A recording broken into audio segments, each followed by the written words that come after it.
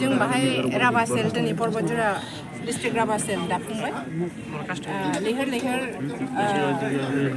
Rabha जनगोष्ठीनिफ्राय BPF खौ support खालामनो बाहाय मोनफ्रोमबो गामिनिफ्राय रायजो राजाफ्रा फैनानै दिनै राभा सेल दाफुंबाय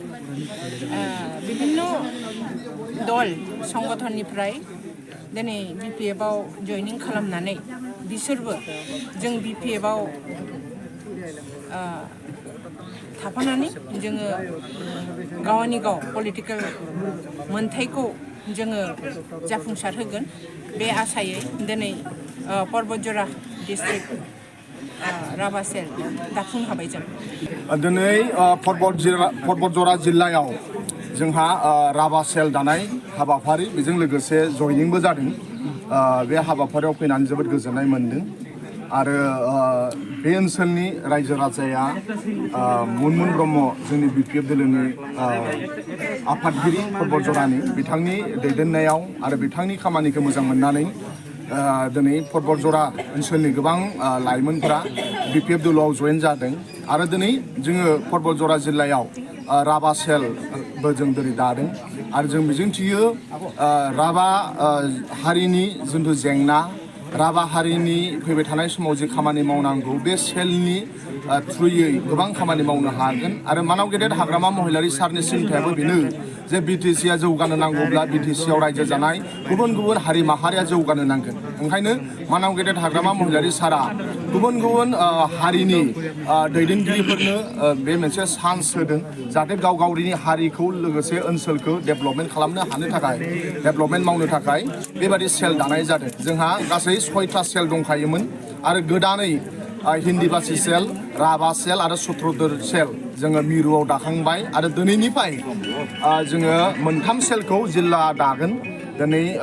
बरबजरायाव दाबाय बिनिफ्राय जोंहा गसाइगावआवबो दिनैनो दाबाय गाबोन क'क्राझार चिराङाव जों दागोन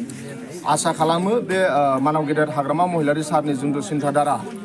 गाव राभाफोरखौ लानानै जि बिथाङा सिन्था खालामदों बेखौ गोबां राभानि दैदेनगिरि बिथांमोनहाबो बे मानाव गेदेर हाग्रामा महिलारि सारा जे चान्स होदों खामानि मावनो थाखाय गावनि हारिखौ दैदेननो थाखाय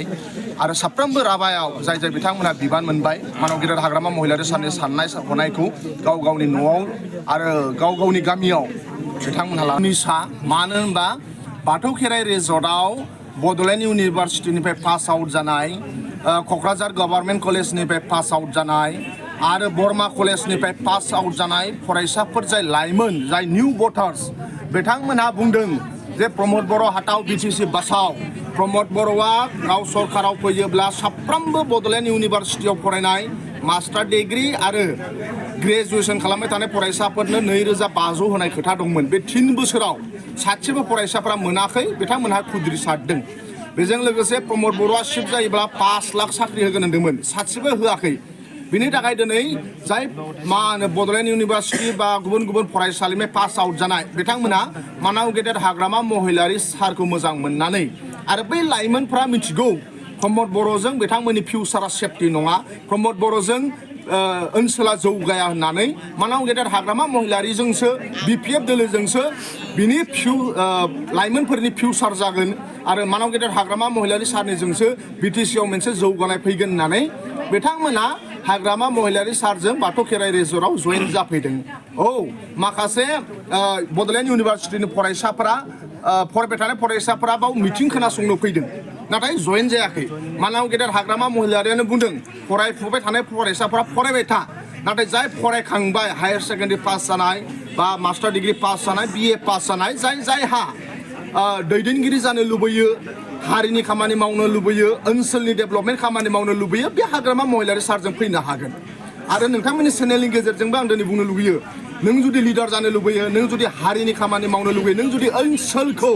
डेभेलप खालामनो लुबैयो नोंथांजों जुदि गोजान गोजान रावबो दैदेनगिरि गैयाब्लाबो नोंजों हाग्रामा महिलारि सार दं नों जुदि दैदेनगिरि जानो लुबैदों नोंखौ हाग्रामा महिलारि सारा दैदेनगिरि खालामगोन नाथाय नों मोजां खामानि मावनांगोन ओनसोला डेभेलपमेन्ट जानांगोन दिनै UPPLफोरा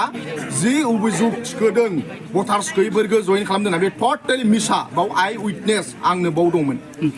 एन्ड पिसफुल बे मोनसे रिलेटेड मोनसे बेना गोजोन आरो गोजोननाय मिथिबाय दा गोजोन फैदों सोर गोजोननाय फैदों जायनाखि बिटिआर सुक्तियाव एकर्ड खालामनाय सिगनेटरिफोर बिथांमोनाबो गोजोननाय गैया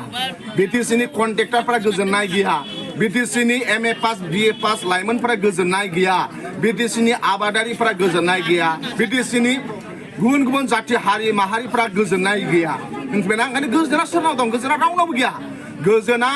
साथाम साब्रै मानसिनि खुगायावल' दङ मानाव गेदेर प्रमद बर' आदानि खुगायाव गोजोन दं मानाव गेदेर EM फेरेंगानि खुगायाव गोजोन दङ मानाव गेदेर माखासे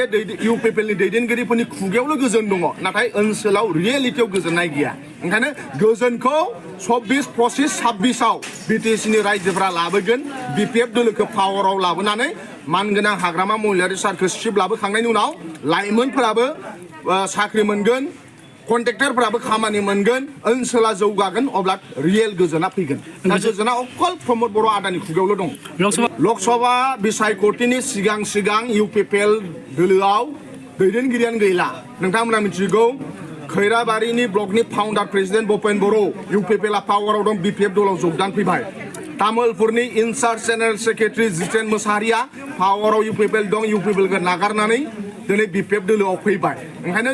UPPLआ फिल्डआवनो गैया BPFआ देरहाखानाय मानाव गेदेर हाग्रामा महिलारि सारजों बिटिसिनि रायजो राजाया दङ बिटिसिनि साफ्रोमबो थाखोनि सुबुंफोरा मानाव गेदेर हाग्रामा महिलारि सारजों दं ओंखायनो BPFआ 24 MPआवबो देरहागोन 25आवबो देरहागोन 26आवबो देरहागोन ओंखायनो रियेल गोजोना हाग्रामा महिलारि सारखौ पावार लाबोखांनायनि उनावसो जागोन जों बिराद साखा फाराखा